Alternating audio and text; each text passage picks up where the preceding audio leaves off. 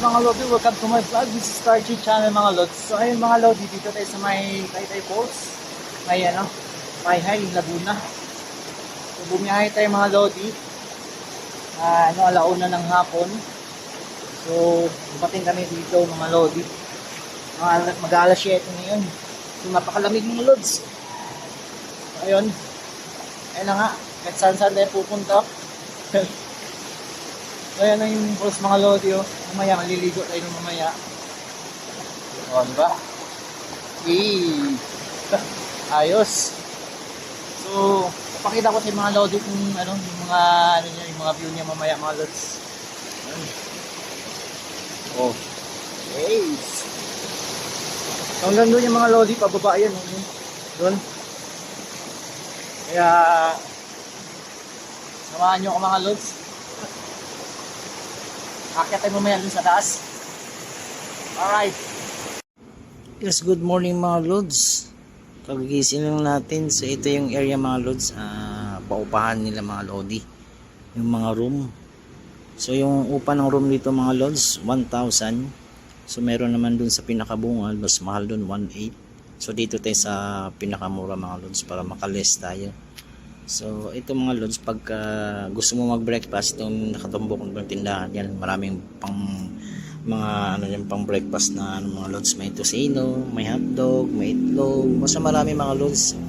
Kasi yung gilid nito mga Lods, ito yung pababa ng poles mga Lods.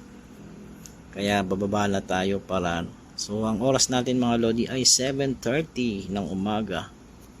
So nakapag-breakfast na rin tayo mga Lodi. So ito, titignan natin yung pulse sa baba.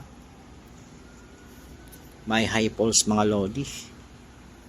So malamig pala dito mga Lods. 7:30 malamig na. So kahit mamaya mga tanghali mga Lodi, malamig pa rin dito kasi tabi siya ng maraming puno tsaka pulse, malamig talaga pag tubig. Parang yung tubig niya mga Lodi kadalasan sa mga ganyan ay nilalagyan parang may yelo mga Lodi, ganun kalamig. So pababa to mga Lodi, sinisilip po yung baba, nakakalula tignan. So ayan, lalakad tayo pababa. So may babala sila dito mga Lodi, kung may makita ka mga halaman bawal yun kukunin.